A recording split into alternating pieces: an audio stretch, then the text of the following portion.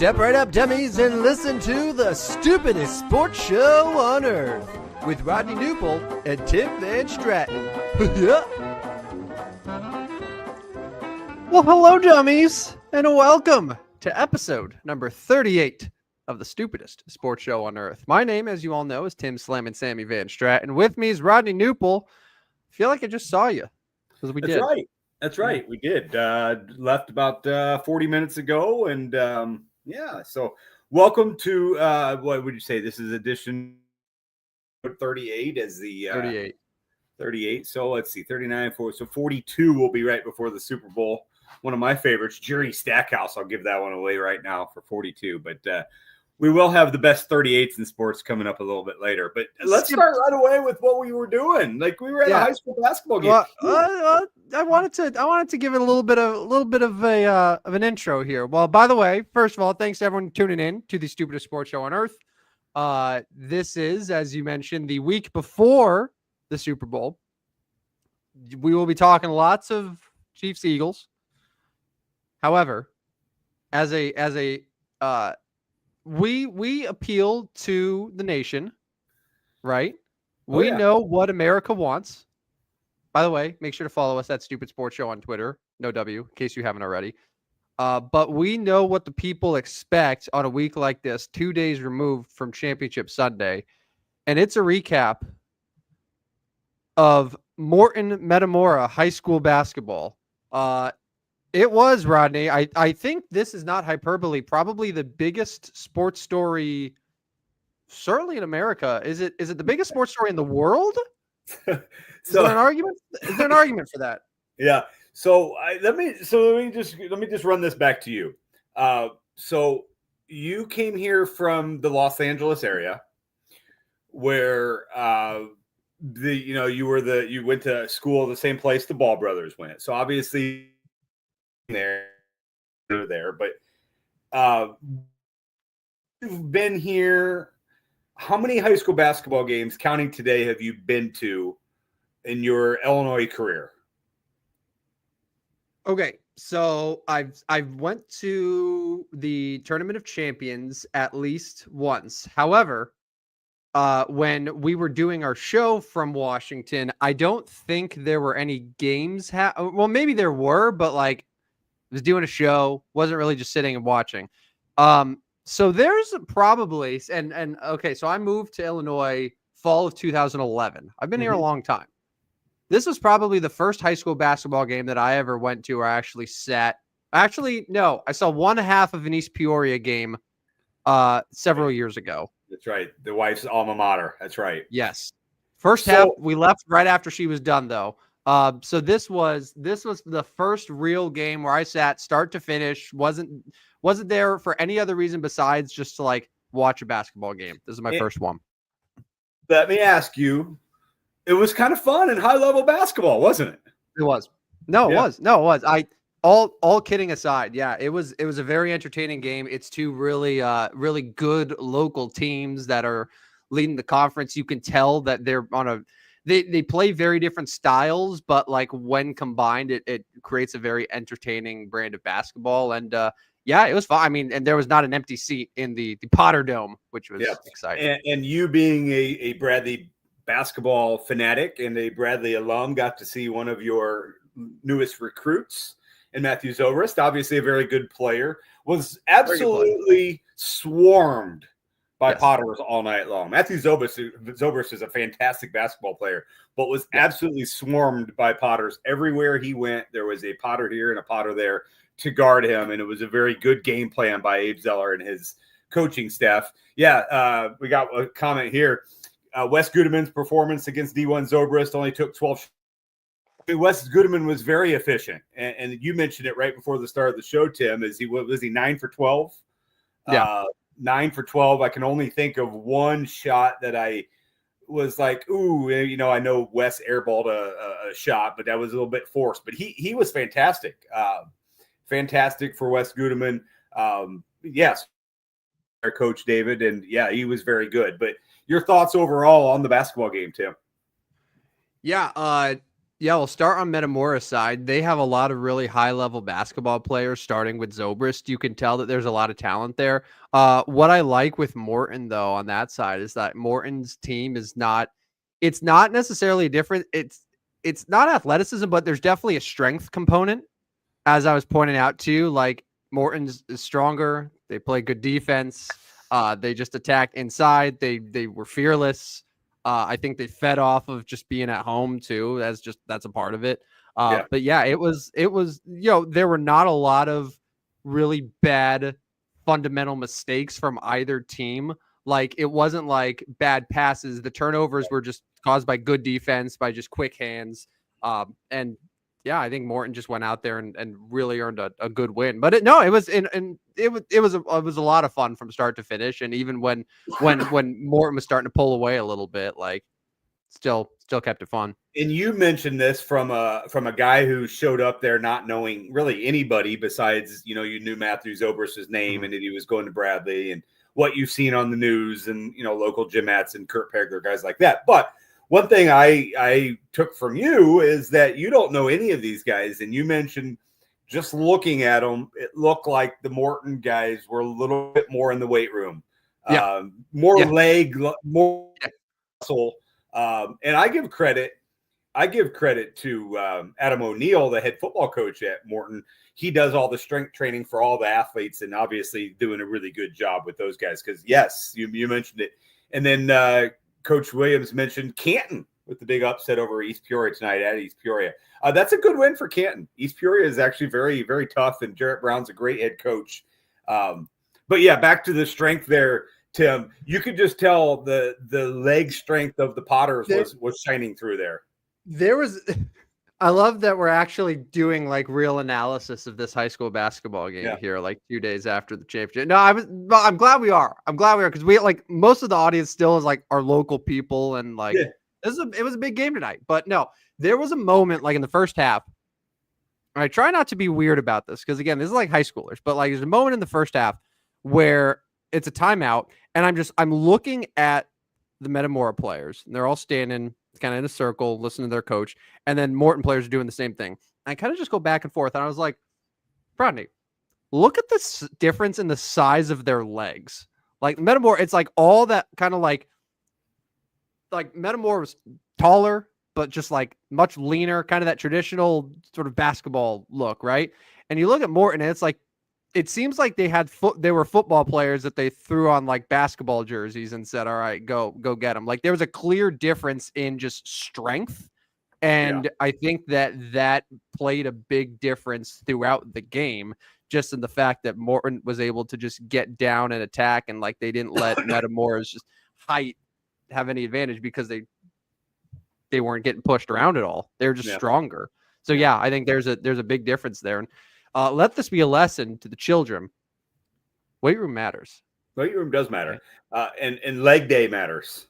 Leg day matters. Leg day probably matters. No, I'm not even probably. Leg day matters more than any other day.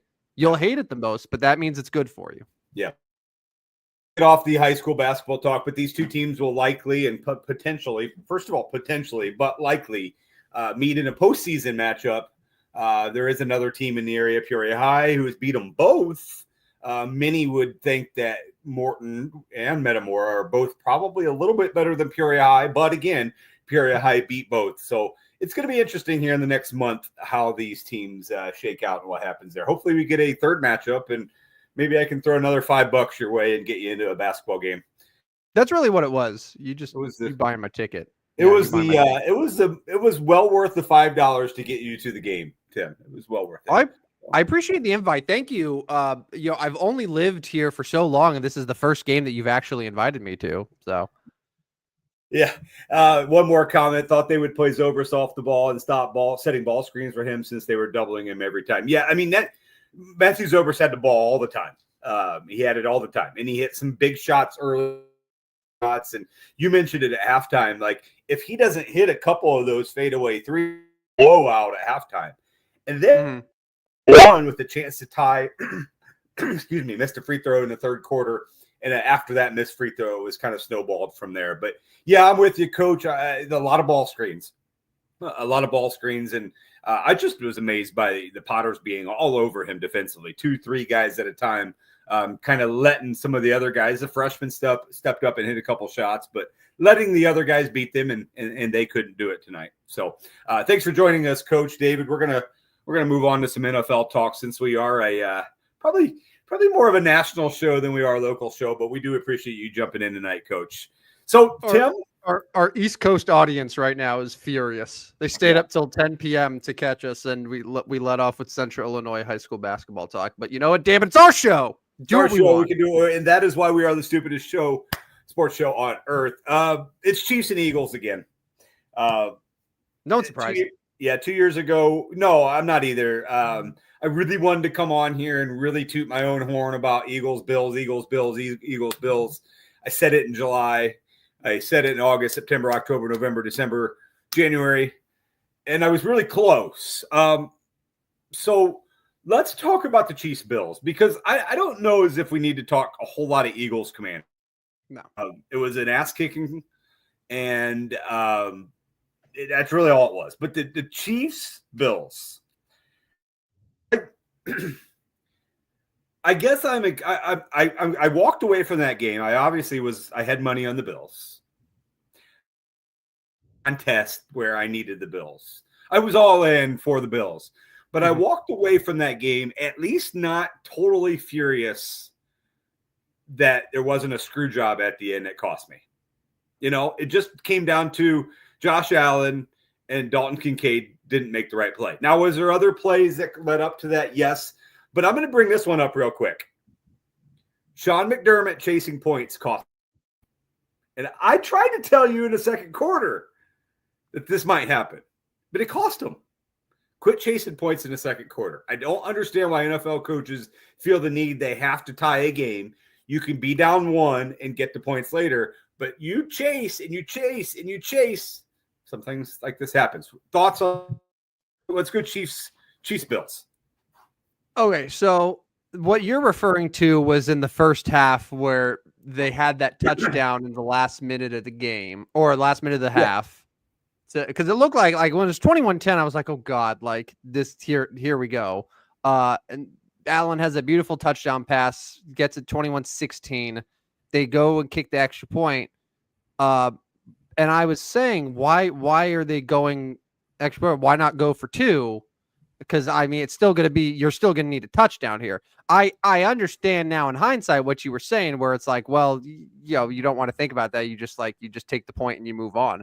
But I think where it blew up on them too is because the extra point gets called. It's a penalty. Yeah. It's half the distance of the goal. They decide, well, shoot, at the 1 yard line. Now we can go for two. And then they decide to run this really awful play with Josh. And that just like all the stuff that they were doing with Josh Allen, like the 1 yard plays, like none of it was working. No. Right? None of it was working. And I wonder if they would have started with the idea of, hey, let's go for two here. Their 2 yard line, it eliminates the, hey, we're just going to send Josh Allen right up the gut and hope he gets 2 yards here. I feel like they actually could have gotten a decent play and perhaps it's a 3-point game. But I get what you're saying. I ultimately don't think it came down to that. I just think that when the Bills needed to make those plays, they couldn't. And when the Chiefs had an inch, and it's what we talked about last week, if you give the Chiefs an inch, they'll take it and run with it. Once that big moment, that the one officiating moment of Allen looked like to me he got the first down. They said otherwise. And it took the Chiefs 5 plays to get in the end zone, if that. Right after they just like, thank you. And then that was it. And so Josh Allen's going to have to get over the hump at some point. And so I look back, like, had a chance to not give Mahomes the ball again and potentially win the AFC title with 3:30 on the clock, all your timeouts and the 2-minute warning. Mm-hmm. And his first possession or his first down was solid. He ran for a first down. But then go through the second possession there. First one, he airmailed over Shakir's head, probably one of his top 3 worst throws of the game. Second down was probably his worst throw of the game. He spiked it into the ground, so his receiver had no chance of catching it. which Mhm. then led to the 4th and 5, because they got 5 on the third down, led to the Yeah. 4th and 5. And I'll give Josh Allen a ton of credit for getting that throw off and getting it to Dalton Kincaid's hands. But what led up to that just has me kind of scratching my head. Like, you've got to be Superman there, and some reason, somehow, some way, guys can't make the great plays that they need against the Chiefs. It's kind of the same as, you give them an inch and they'll take it. Well, they don't give you any inches, and so you're not taking any of them. Like he had a chance to be the hero there and just could not get it done. No, it was the potential legacy moment. Yeah. Like I without getting totally caught in hyperbole here, that was sort of the moment where if Josh Allen can lead his team down the field and at bare minimum send it to overtime, but even take the lead and force Patrick Mahomes to do the thing that he's done before, which he can do better than anyone else, right? Like, you at least give him the opportunity to do it. But like, that was the moment where if Josh Allen wants to get the Bills there, because you can make an argument, like, if they pull that win off, there's no stopping them in the Super Bowl, right? Right. No, for sure. But instead you have, like you said, over 3 minutes, all 3 timeouts, and you gain 17 yards. Yeah. On six plays. It's 6 plays, 17 yards. I mean, the Chiefs had more yards trying to ice the game than the Bills had on that possession. Like that. Yeah. And then let's move to that. Like, I felt like Andy Reid and Spagnuolo and I guess Matt Nagy, the Kansas City coaching staff absolutely destroyed the Buffalo coaching staff in this game. Like, we all talk about, well, Kansas City does tools, in the regular season. But we see this, like that last play to P. Ryan. It was the only time Samaje P. Ryan touched the ball all game, and he was wide open by 10 yards. There was nobody anywhere near him, which goes to show me that, like, hey, this is our nail in the coffin type play. Like, if we need 6 yards or whatever it is, and we haven't shown it's coming. Whereas Buffalo probably wasted some of those plays, not only in the first matchup, but in the 2-point conversion tries or other opportunities. And I just thought I just was quite unimpressed with how Buffalo was coached through that game. And, there's been talk about McDermott before, like, he's a good head coach, but can he get over that hump? I'm not advocating Sean McDermott to get fired, but like, you got to wonder there a little bit. But you're also going against, the current best coach in NFL, and Andy Reid's going to be a top 5 when he's all done, if not top 2. Yeah, no, best head coach in the NFL. Probably still, for my money, best defensive coordinator in the NFL, and Steve Spagnuolo. And I think like those blitzes that he was able to dial up in the last possession for Buffalo, I think really told you all it needed to see. Like they brought out the big guns when they needed them the most and worked to perfection. And as a result, like they kept the Bills from doing anything against them. That's really the thing with Kansas City. It's not just the talent, it's the coaching. Like Buffalo has the talent. They don't have the coaching. Yeah. I think Philadelphia, the last couple of years, they've certainly had the talent. Everyone says the most talented roster in the NFL. Maybe they didn't have the coaching. Now they might have it a little bit, like Kellen Moore with Vic Fangio. Like they might have it, and we'll see how your buddy Nick does again going up against Andy Reid. But one more thing on this game. So they completely abandoned James Cook in that final drive too. Like that was what was getting them there. I feel like Joe Brady in Buffalo kind of freaked out, kind of panicked. You had 3:30. And really, we've seen teams get field goal range in 3:30 in no time. Like you could have ran lots of run plays. Yeah. You had 3 timeouts. Like it wasn't going to take you much to get in field goal range. That was the minimum of a field goal to tie that game. Like I thought that was a fatal mistake because James Cook was really good. And James Cook, had Buffalo won, that touchdown by James Cook would have been a top one of the most memorable championship touchdowns of all time. Like that was an incredible play. It was. Just an incredible effort. And you're absolutely right. Like they were operating under the assumption that they had a minute 30, not 3 minutes and 30 seconds. Like And that's what the strange thing was with all 3 timeouts, with the 2-minute warning. All like they could have absolutely just run the ball. They could have had designed run plays for Josh. Like all like at minimum, where do they even start the drive? Like they needed 40 yards to get into field goal range? The 30. It was probably a touchback, so probably the 30. Yeah. Okay. So 30 to 40 yards to get in a good, comfortable field goal range for Tyler Bass in 3.5 minutes. Yeah. With basically 4 timeouts and like it's easy. You could do it. You totally do it. Yeah, very, very much so. That was another thing where I just thought, man, Buffalo. Well, we pretty much say they shit the bed is kind of what happened there. But here's it's Kansas City and the Eagles. Go ahead if you got one more on that. No, I was just gonna bring this up because the other thing too is we were talking about, like Buffalo can't have any mistakes, right? Yeah. They didn't have a turnover. No. In Kansas fact, Kansas City had turnovers, but like you think about it, Buffalo had 4 fumbles, and they landed on all of them. Yep. Kansas City had a fumble, they lost it. Right? That's a 5-0 fumble advantage in favor of the Bills. And this other stat, and I sent it to you and a couple of our friends. Teams with 4 or more touchdowns and 0 turnovers are 21-2 in the playoffs since 2020. The 2 losses. So it's the Buffalo Bills on Sunday and the Buffalo Bills against the Chiefs 3 years ago in the 2021 divisional round. Yeah. Yeah, that's wild. That's a wild stat that, like, it just goes to show how very, I mean, the minuscule with Kansas City, like you have to be very perfect. And they were perfect not turning it over, but obviously not perfect on executing the plays. Yeah. At one game, so they played the Eagles, who blew out the Commanders. So I was having lunch with an Eagles fan today, a big Eagles fan. But a big Eagles fan.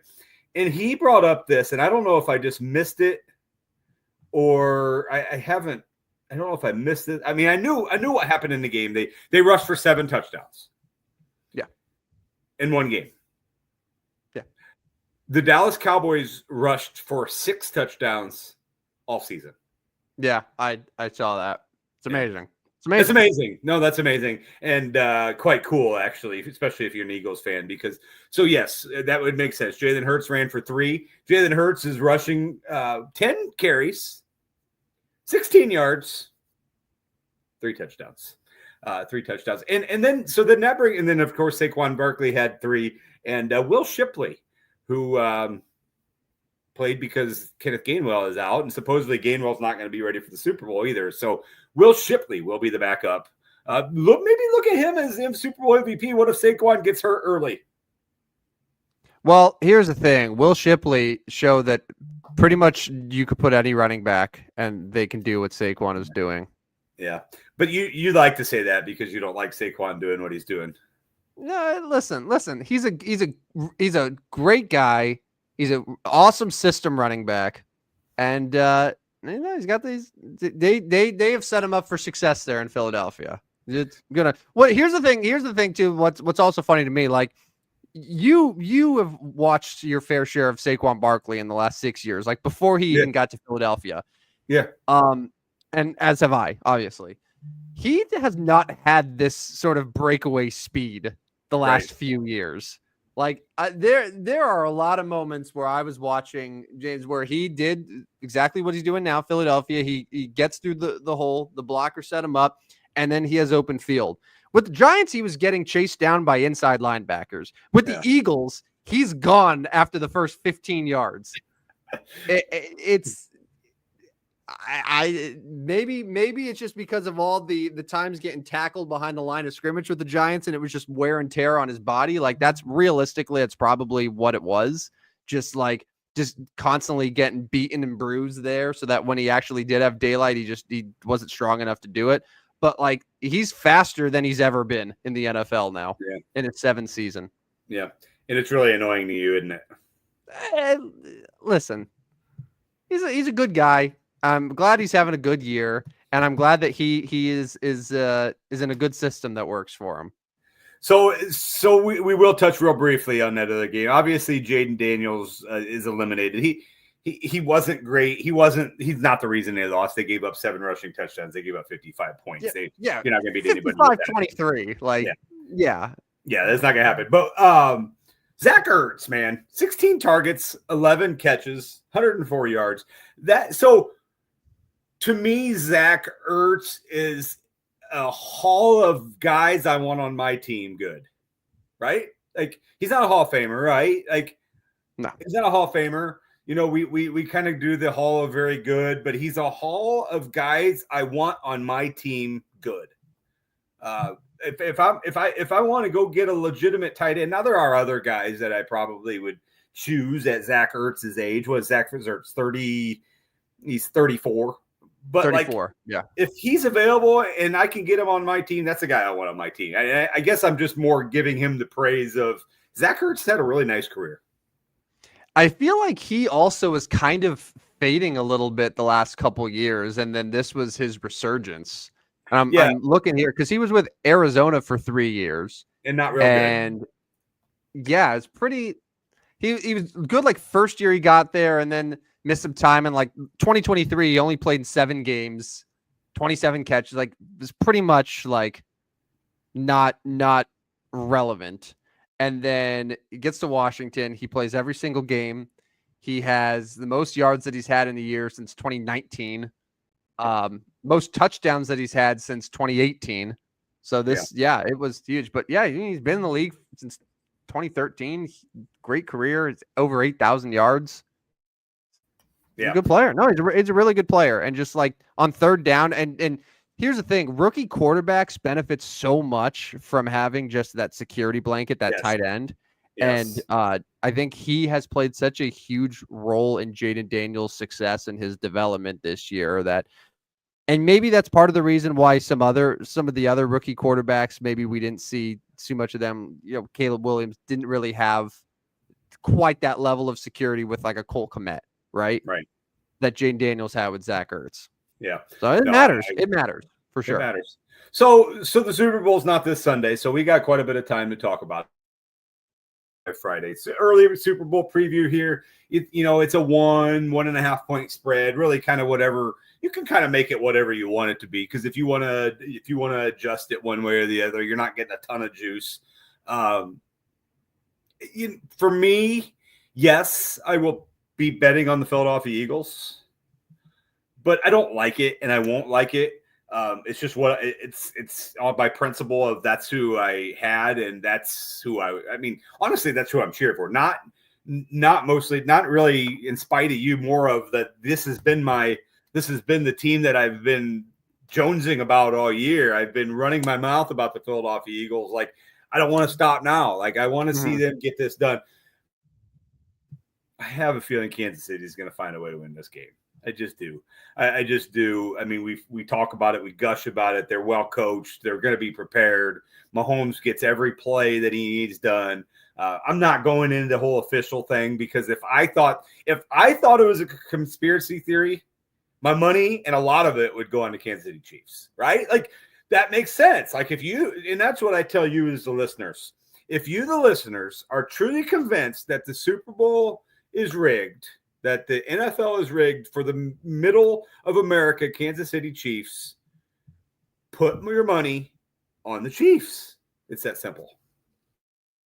Into that. Yes, they get calls, but like the 90s Bulls got lots of calls. We just didn't have social media to document every single one of them. Go ahead. Mm-hmm. Do we have it's probably too early to know what side the public is going toward here. I know the line's at 1.5, and it's not like anything has shifted drastically within the first couple days here. And I don't know if it will. But yeah, I haven't seen much either. You're right. I think it's maybe a little early to have that. I know right away there was some pretty big money coming in on the Chiefs, but I'm sure we have big money coming in on the Eagles as well, just because of both fan bases are going to have their dudes. So one wager that came, and so I'm coming off the topic here, but I'm on Ben Falks here. $550 wager came in today on Jake Elliott to win the MVP I saw that. at Yeah. 1,001. Yeah. No. Don't do that bet. A kicker has never ever won the Super Bowl MVP. Yeah, and Jake Elliott also has not been very good lately. No. I would if I had to choose between the two, I'd take Harrison Butker as an MVP over Jake. Not taking a kicker. More things I want to get to over the next week and a half is Super Bowl MVP bets. We got to get to Gatorade color. We got to get to the national anthem over under. That'll probably be more next Friday. We can spend next Friday's show doing that. But I'm taking the Eagles. We can dive more into this. Gun to head, who are you taking, Chiefs or Eagles? Well, gun to head, and I don't want either of them. I'm obviously going to be rooting for the Chiefs, though. I can't in any good conscience root for the Philadelphia Eagles to succeed in any capacity. I want nothing but their failure. That said, I think the Eagles are a more talented football team. I think their offense is more explosive. I think their defense has been really good. That said, though, I think it's going to come down to coaching and execution. There's a couple of things that I saw earlier today, which are fascinating to me. Yeah. One of them is the fact that Vic Fangio is the defensive coordinator for the Eagles. Fangio, a lot of ways like Steve Spagnuolo, is just one of those like revered defensive coordinators that wherever he goes, just the defense improves, right? Yeah. Just has that reputation. Vic Fangio has faced Patrick Mahomes 8 times, 6 with the Denver Broncos, twice with Miami, right? Okay. So whether DC or head coach, whatever. His teams against Patrick Mahomes are 0-8, and Patrick Mahomes has thrown 10 touchdowns and 2 interceptions in those games. So whatever he's throwing at Mahomes, like, it ain't working. The Chiefs, yeah, it's not working. Like, the Chiefs are answering, and they're making it happen. Also, in the history of Super Bowl, whenever 2 head coaches meet each other for the second time, right, in the rematch, the coach that won the first Super Bowl has always won the second Super Bowl. I think it's happened like 6 times, right? So 6-0, where if you've played each other once, the winner wins the second time. And like you think like Tom Coughlin versus Bill Belichick, and like the 2 Giants-Patriots Super Bowls. Giants got both of them, like the ones like that. So something to keep in mind here, because I think the big advantage for coaching has to be Kansas City. Yes. The quarterback advantage in terms of like if you need to make a throw, that goes to Kansas City. But Philadelphia has the better run game. They have probably, I would say, better weapons. Yeah. And I really do think they have a great secondary. Now, like the way that Kansas City runs its offense is like they don't throw anything down the field. Everything is so quick. So I don't know how much the Eagles, like corners and their safeties, are really going to matter too much. You know what I'm saying? No, I do. Because, yeah, and Kansas City's so crazy. They'll have who knows who will be their top receiver on that game. Yeah. I mean, Travis, that's another thing, too, against the Bills. He just was kind of out there. He didn't really hardly get targeted. And, everybody, the perception was going to be, Kelsey's always the go-to guy in big games like this. He wasn't against the Bills. Not saying he won't be against the Eagles, but he was not. But no, I do know what you're saying there. I don't know as if that's going to play a big factor. Yeah. Let me ask you, I'm trying to think, did Patrick Mahomes throw a pass that traveled in the air more than like 10 yards down the field? Maybe he had one play to Juju Smith-Schuster. I think that was a big pass he had. But other than that, I'm really trying to think, like, feel like all of the yards were just yards after the catch. Yeah. And they just Worthy and Hollywood Brown and all these guys, and they just like, boom, get it out quick, and then just rely on their speed. Like, I feel like it's going to be Xavier Worthy having another big game for them. Yeah, they get a lot of space, just like that Piron play at the end of the game. Like, somehow, some way, they're wide open with yards and yards and yards to use. And, figured out they are very talented defensively. Philadelphia is very talented defensively. But figuring out how to stop a Kansas City team. You probably haven't seen Kansas City's full bag of tricks yet, right? Like, they got more coming. There's something else coming. There's something else coming from that Kansas City playbook that we haven't quite seen, and that's going to be the fascinating part. But we can move on from Super Bowl. Go ahead. Well, I was one more thing though that is going to be in favor of the Eagles, and this is a really stupid stat, but it's fitting for our show. So there's a guy on Twitter that I really like. His name is Jay Kuda, and he does a lot of like random sort of graphics and finds these really obscure stats that shouldn't be relevant, but they make you go, right? So this century, so starting in 2000, every time the Super Bowl has been played in between two teams, where one team is traveling east and one team is traveling west, the team traveling west has won. This year, it would be the Philadelphia Eagles that are traveling west, and the Kansas City Chiefs are traveling east. This has happened in 2002, 2003, 2006, 2009, 2013, 2015, 2019, and 2024. 8 times. And 8 times in the last in this century, the team is traveling west has won the Super Bowl. So the last 8 times west for the Super Bowl has won. Like if the Super Bowl is played in a location that is between the two teams where so it's not like two East Coast teams that are both going the same direction. Like one of them, like basically they're coming from different directions to meet at a central location. In this case, the Chiefs are traveling from Kansas City to New Orleans, Philadelphia on the other side, boom, to New Orleans. So different things converging. And the team that's traveling west has won 8 times. Never lost. So, like I said, very stupid, obscure stat. Doesn't mean anything. No, but also maybe. Something to think about here. Because listen, there is a lot of time between now and Super Bowl Sunday, buddy. Expect more of this type of stuff over the next few days. No, that's good. We need to get some of those out on our Twitter account. I may pull some of those up and start tweeting some of those nuggets this week. You can follow us at Stupid Sports Show, no W, on Twitter. Next topic, we had favorite coaching hire. NFL coaches are all set except for New Orleans. New Orleans is kind of flirting with, they've talked a little bit about Mike McCarthy, although that's been kind of less and less. Well, tonight, actually, while we've been doing the show, NFL Network confirmed that Mike McCarthy will focus on the 2026 hiring cycle. So he is basically, he's out of the Saints. Yeah. He's not going to coach this year. He's going to focus on getting a job next year when inevitably more jobs open up. So McCarthy's out. So it's Kellen Moore or Mike Kafka, like one of the two for New Orleans. But that's the only one we're waiting on now. Yeah, and Todd Monken actually is going to go back to Baltimore. He's extended with them. There was another assistant that was going to – Cliff Kingsbury has committed that he's going to be going back to Washington. So, yeah, it's the last one. And you wanted to talk about the favorite coaching hire.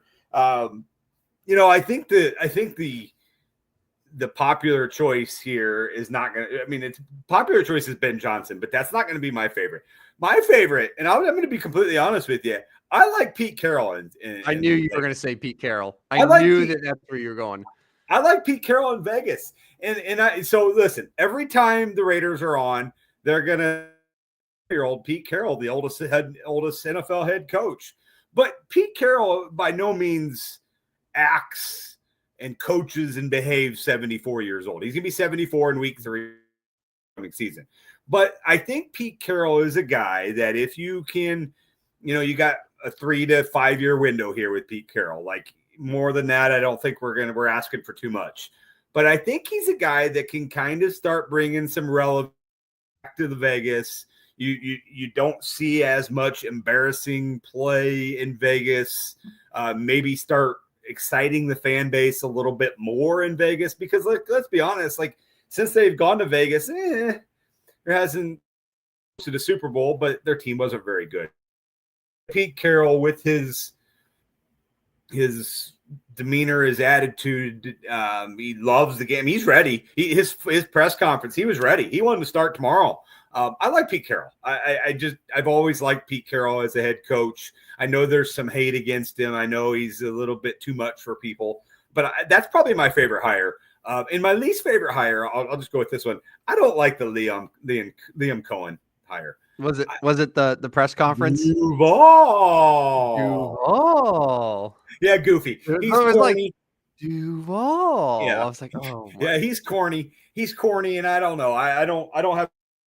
And I know he did wonders with Baker Mayfield. Let's see if he can do that with Trevor Lawrence. I don't get a good feeling there. So that's my least favorite hiring. So I'm going to go Pete Carroll with the answer to this one. What about you?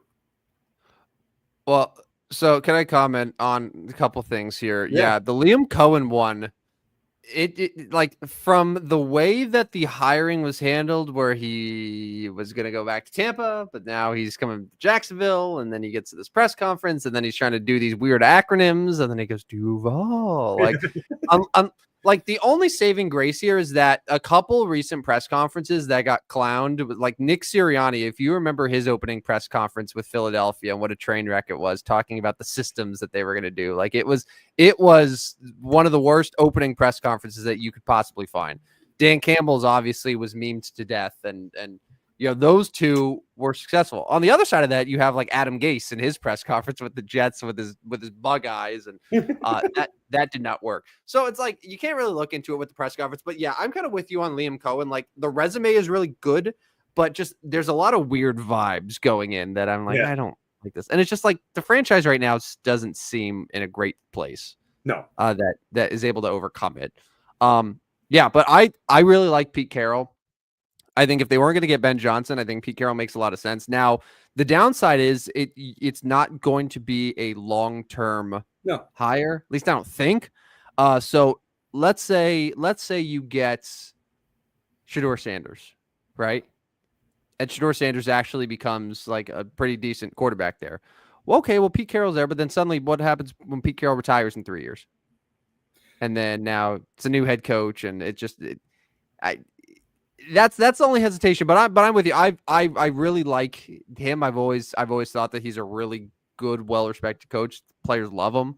Yeah. And now you have can you make a case that the AFC West is the best collection of head coaches in NFL history? Yeah, no, I was going to mention that next. Yeah, that's an incredible cast of coaches. We've got Andy Reid, who we're considering the best coach in all of football. You've got Sean Payton, who obviously is very good and it is turn that Denver program into a very good one. You got Harbaugh, who hasn't quite got it done in the NFL as much as his time with Michigan, but it's crazy because Jim Harbaugh is the least accomplished NFL head coach of the four. Yes. Yet no one would be like, Jim Harbaugh. That's a weak spot. Jim Harbaugh is an excellent coach who has won every single year that he's been a head coach in the NFL. Like he is a consistent winner, right? Yeah. Like he doesn't have the Super Bowl, but he's been there. He's been successful. He was successful in San Francisco. He gets to the Chargers. Immediately they go from a 5-win team to an 11-win team, just like that overnight. So like, and that's the least accomplished one of the bunch. Yeah, no, I totally agree. Yes, I do think so. And I wanted to touch on one more. I'm not super comfortable with Aaron Glenn with the Jets either. Is it him or the Jets? Yeah. I mean, I think the whole dark Rodgers and what the future there is maybe what's setting them back, and what is just kind of like I don't know what the vibe is here, because even like Aaron Glenn didn't really want to commit one way or the other. And I get it in his press conference. Like he can't go out there and say, yeah, Aaron Rodgers is going to be out of here. Like I'm booting him, or yeah, Aaron Rodgers is my guy going forward. But like, until that's cleared up, the vibe is not great with the Jets. And then honestly, like our answer probably here should be Mike Vrabel. And now his was done kind of well before these others, but Mike Vrabel's a great coach. And that's a great hire for the Patriots. I like Pete Carroll and what he brings to Vegas a little bit more than Vrabel and the Patriots. Yeah, no, I think Vrabel's fine. The one downside with Vrabel is the sort of how does it work in terms of developing the offensive quarterback, or like the quarterback, and you didn't really do that with Tennessee. Like Tennessee did not, No. unless I'm like they didn't really get the most out of the quarterback position. New England, you can't afford to do that. Like your franchise success rests on Drake May. So that's sort of the question there. But no, Mike Vrabel's good. It's a great resume. Yeah, I think it makes sense. I would say my favorite, just the obvious one, is Ben Johnson, just on the fact that it was like you look at what he's done with the Lions, and now he goes to a Bears team that he has a chance to just totally re-energize. There, things are in place for him to succeed there, and he's clearly a smart guy, but he's not like what struck me about Ben Johnson is that he's more of like that sort of vocal leader than I was under the impression that he was. Yeah. Like seeing just some of his clips of him as press conferences, like, okay, he actually does have some of that head coach energy that maybe like you didn't realize. Yeah, That certainly like Dan Campbell has it. So like that's the obvious one. And I'm surprised that you didn't say your least favorite was Brian Schottenheimer, because that's definitely my least favorite.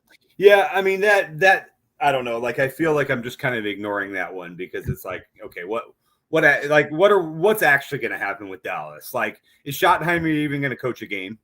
Or is Jerry going to have Byron? I like this guy better because like I just like it almost is like really I don't hate it. Like I don't hate it because I don't mind giving longtime guys that have been loyal a shot, but like it's the Dallas Cowboys. Like that's the type of team. That's like something the Jaguars should do. Like, hey, this guy's been in the NFL. His dad was a head coach.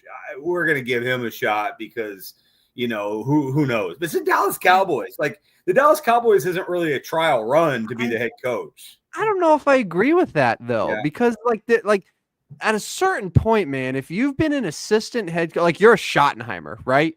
Like your dad was like really good head coach, right? And you've been an assistant for 23 years. And you didn't sniff a head coaching job at that time because every place you went, like you weren't that good, but you kept getting hired because you were Schottenheimer. Like, I don't know if that's like, hey, you know what? He's put in his 20 plus years. He should be a head coach of a football team. Like, there's a lot of times these veteran coaches that have been assistants for as long as they have, like, that's what they are. They're assistants. Like Steve Spagnuolo is a great example, right? Yeah. He's an amazing assistant head coach. The time when he was a head coach for the Rams, disaster. Like didn't work. It didn't work. And like I bet if Steve Spagnuolo became a head coach for a team tomorrow, I don't think it would work. Like there's just certain guys where it doesn't happen. Vic Fangio, I think, is a great example of that, right? Brandon Staley, Matt Eberflus, both good assistants. Yeah, but like I'm talking about the ones that are like long time, like older guys who have like been in the NFL for a long time, who are well respected. But like there's certain guys that just aren't head coach material, and like nothing about Brian Schottenheimer screams head coach material. And like there's nothing about him personally, and nothing about him schematically, because again, like he's had all these different stops throughout his coaching career. And never once has been like, oh, this great offense attributed to Brian Schottenheimer. Like, no, it's always been just very middle of the pack, mediocre. And hell, look at the Cowboys the last couple years. Once Kellen Moore left, and then he takes over the offense, decline. Yeah, no, I also feel like it's gonna be one and done. Like, yeah, that's the other thing too. I was talking to a buddy who's a Cowboys fan, and like he him and I are always very like. We laugh because the Cowboys, it's like surprisingly great job security for having an owner like Jerry Jones. Like whoever's there is usually there for a long time, probably too long. But I said, I wouldn't be surprised if Brian Schottenheimer breaks that. And this is only like a year or like 2 years max before he's out of there. Like, I think this could be like, I do not see the Jason Garrett run of like, oh my God, how is he not getting fired yet? And he's there for a decade. Yeah. I mean, I thought it was pretty telling in the press conference. Schottenheimer sitting right next to Jerry Jones, and Jerry Jones says, "This is a huge risk. Hiring this guy. Like he's right next to you." It was almost like Jerry was doing the press conference, not knowing that Schottenheimer was in the room. It was an awkward press conference too, because they both cried about their fathers passing away. Now, I'm not making fun of them for that, but like Jerry, your father's been gone for like 30 years. Like he literally made it about him. He started crying. Like, I don't know. Like it's just, it was like there's no photographs in color of your father, Jerry. right. It's all right. Like, Yeah. Like Mark. Yeah. So I don't know. It was odd press, but that's just par for the course for Dallas. I really think if Jerry Jones could find a way to make himself the head coach, he would. He would. He wanted to coach when he was younger. He just said owning the team would make him more money, which he was right. But yeah. I feel like Jerry Jones, if he could make himself the head coach, he would do it. And that's why the Cowboys. And this is the best part. His son Stephen Jones in the drought. He had air quotes for drought. Guys, it's been 30 years since the Cowboys have been in the playoffs or win the Super Bowl. That's a drought. Drought. I don't whatever streak you're talking about, whatever sport you're talking about, 30 years, that's a drought. And not just that too. Last NFC championship, 30 years too. Yeah, 30. Yeah. Drought. Yeah. Anyways, so that's it on the coaching and yeah, I'm excited for Pete Carroll in Vegas. We'll see what happens there. See who he gets as quarterback. I mean, I think it's a Sam Darnold or a Russell Wilson, though. I do. Yeah.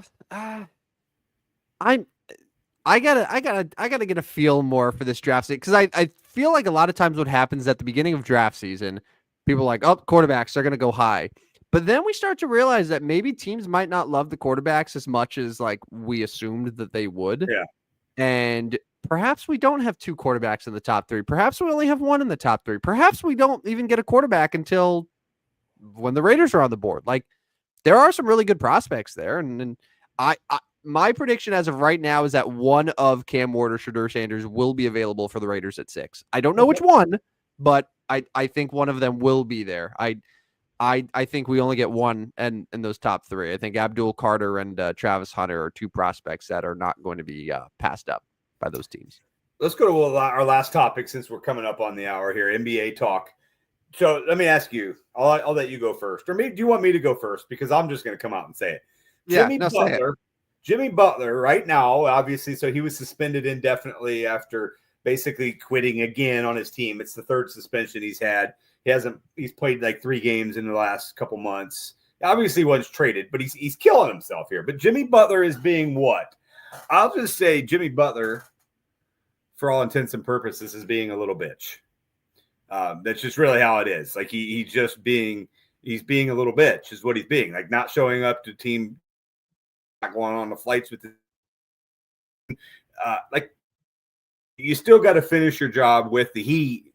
Like he's killing his trade market, right? Yeah. I'm trying to think of the word that I can say that's just not what you said. Jimmy Butler is being I'm going to say he's being a difficult son of a gun. Yeah. Let's go with that. Yeah. He's making and here's the thing. It's like, I don't know why this is catching the Heat so off guard. And it's like, oh, we're suspending him. And now we're going to make it. Like Jimmy Butler has been a very good NBA player. Yeah. Right? Yeah. He's had a very good career.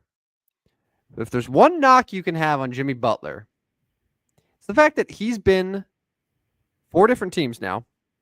And he's done this exact same thing in every single city that he's been in. Every city. Yeah. Every city. Chicago. He wanted out of Chicago. He got out of Chicago. Went to Minnesota. You remember what was going on in Minnesota with the practices and the practicing with a Rolex on and playing with the second teamers and beating Karl Anthony Towns and all those guys and saying like this, the MF, this, whatever. So then they get rid of him. He goes to Philadelphia. He's clashing with Joel Embiid, all those guys. He signs with the Heat. And the Heat, like, I think the Heat kind of have this idea that their Heat culture brand just will fix anything. Like, you come play for the Miami Heat, and Pat Riley and Heat culture will just, like, sap the me out of you, and it'll only be we, and, like, culture will overcome all. And for a little bit, it did look like that. Like, he got there, and they made the final. Like, they've been to 2 NBA finals with Jimmy Butler. and then another year where they had the number 1 seed in the East and went to the Eastern Conference Finals. Like, very successful run, but that doesn't mean that you are immune from the ultimate Jimmy Butler ending, which is what's happening now. So, now the problem is he's much older and he has a contract that is not favorable. And at the longer he continues to do this, is the worse that his trade market is going to become. And you're probably going to end up like selling off Jimmy Butler for maybe 40% of what he's actually worth without all this drama. So it's a tough spot for the Heat.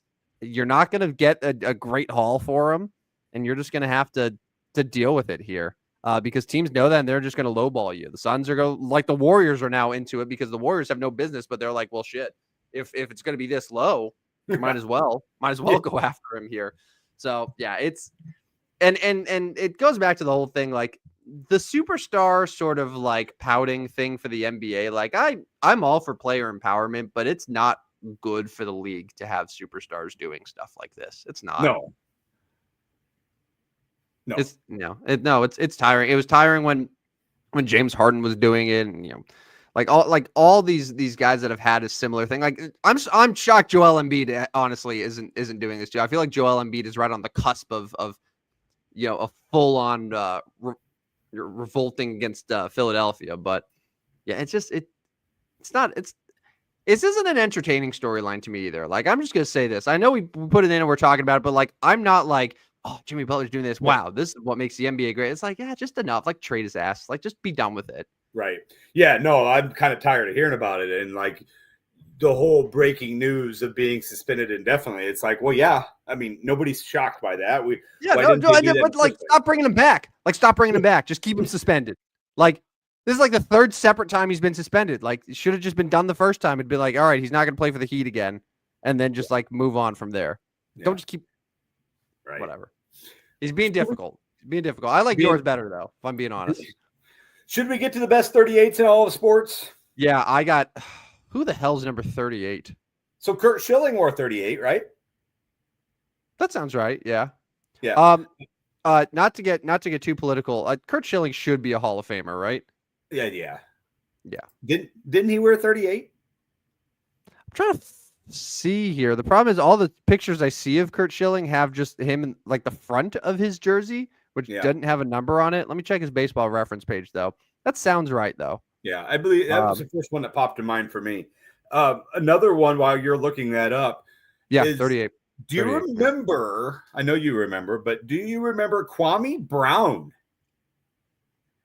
Brown, a number 1 pick in the NBA draft. Certainly.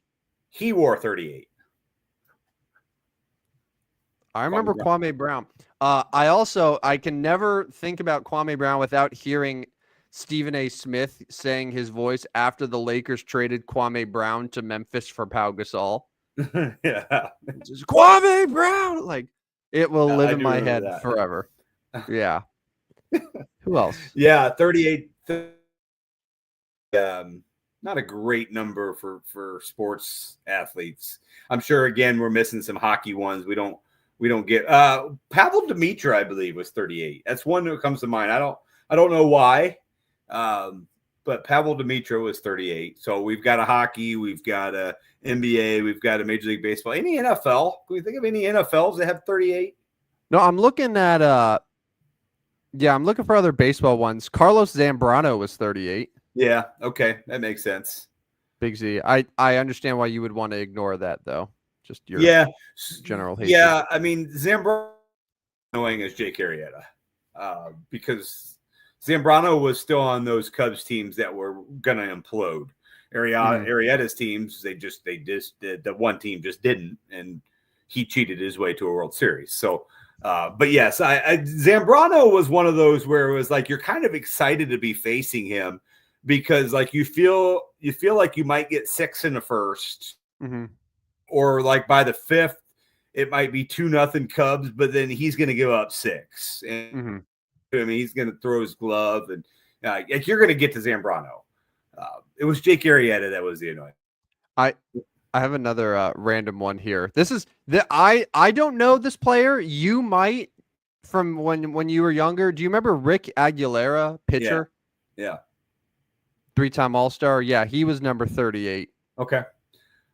I Mostly Twins. Like Twins was his best years. Also the Mets. Was drafted by the he was drafted by the Cardinals first, but then that was out of high school. But then he got drafted by the Mets later on. But yeah, Ricky Aguilera. How about that? Okay. Number 38. That's definitely harder to do than 32 was. Like 32 and 34. Those were our golden numbers, and now it gets tough. Todd Worrell, former St. Louis Cardinal, also at 38. Very good St. Louis Cardinal, also Los Angeles Dodger as well. But that's probably the only Cardinal I can really think of that wore 38. Yeah. So it sounds honestly like Curt Schilling is probably the best one. Yeah. Yeah, we can go with that. Curt Schilling. Yes, and he should be a Hall of Famer, but his political beliefs are keeping him out. Yeah. Well, because we know famously that that if you're a millionaire Major League Baseball player, you're liberal, right? I'm sure. I'm sure all of when I look at a guy like Nolan Ryan, I'm just like, man, he is a flaming leftist. That's yeah. Well, let's we can wrap up on that. But so we are back on Friday, 8:00 in the morning.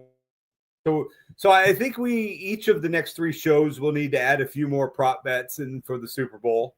Have a couple different tidbits going for the Super Bowl. So if you come across any over the next 60 hours or so, keep those aside for the show. But 215 of you, we thank you for joining us, and several of you right away talking that high school basketball game we went to tonight. So Tim, thanks for joining me at the game, man. It was the best $5 all month so far. It was definitely the best $5 that have ever been spent on me for my enjoyment. So thank you for that. Yeah, no, it was fun. It was fun. Probably we'll go to another one at some point if I'm invited though. Yeah, they got a few more home games. I was 2 rows higher than I like that front row spot, but those damn boys. My brother said he got there before 5:30, before the sophomore games even started, and all those I don't know 4. They took my spot. That's where I sit. Dang it.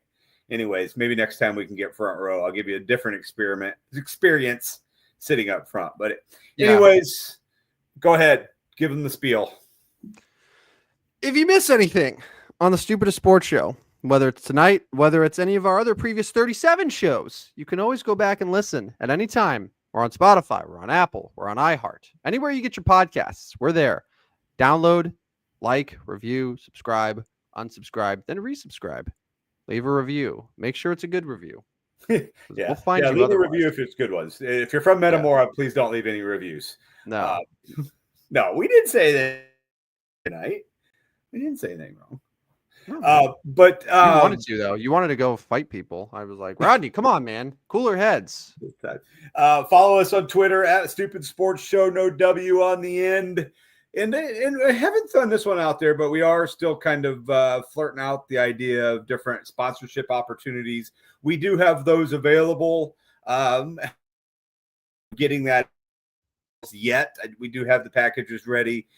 Just been busy with other things, but if you are interested in sponsoring the show, there are plenty of opportunities. Get a hold of him or myself, probably myself, and we'll get you there. And then the last thing, sign up for the Stupidest Sports Show on Substack. I've gone 28 days giving Substacks. Starting today, I was just shy of 10 units ahead on the month. Yeah, we're in the bleachers today, and you're like, I'm like 9 units up right now on Substack. I was like, look at you, Rodney. Look at you, and you're not weighed down by me and my losses anymore. It's amazing. So the Substacks spewing out picks each day. NHL, if there's NFL, we'll give those. College basketball, of course, and that'll be the big one here in the next couple weeks. And then if we get to baseball, when we get to baseball, we'll start doing those as well. But those come to you every day, typically around the 3 o'clock time, maybe a little bit later, sometimes a little bit earlier. On weekends, it will be in your inbox by 10 o'clock because those college basketball games get going around 11. So get us on Substack. It's a free email. And if you don't want to read it for the day, you can press delete, but it'll come right to your email. So Substack, there you go. Well, I for one love the notifications that Rodney has spewed his picks on me. So at me. Yeah. Okay. anyways, but that's it. We do a thing. We do up to 227. So we appreciate 227. And tune in Friday, 8 a.m. Central, 8 a.m. 9 a.m. Eastern time. 9 a.m. Eastern. Yeah. And for our East Coast audience, we'll lay off the 15 minutes of Central Illinois high school basketball talk. I don't know, unless Thursday night gives us another high quality game, and then I'm all in. I'm all in, buddy. Middle line. Probably Thursday nights are typically for the freshman team. I think I'll probably avoid that one. My son's 8th grade team may play on a random Thursday night, but I think we can possibly pass from those. But yeah, I will, especially because my analysis is like, man, look at the girth of their legs. I'm like, I don't know if I feel comfortable doing that for 14-year-old freshmen. Yeah, probably a good idea. Yeah. All right. Take us home, Tim.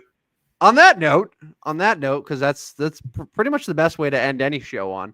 For Rodney Newpel, I'm Tim Slam and Sammy Van Stratton. We'll be back Friday morning, 8 a.m. Central, right here, YouTube, Twitter. Watch along, comment along, and also don't forget to listen to us on the podcast, any of our previous 38 episodes of the show. All right. Good night, everyone. This has been another wonderful edition of the Stupidest Sports Show on Earth. See you guys. See ya. Step right up, dummies, and listen to the Stupidest Sports Show on Earth with Rodney Newpel and Tim Van Stratton. Yeah.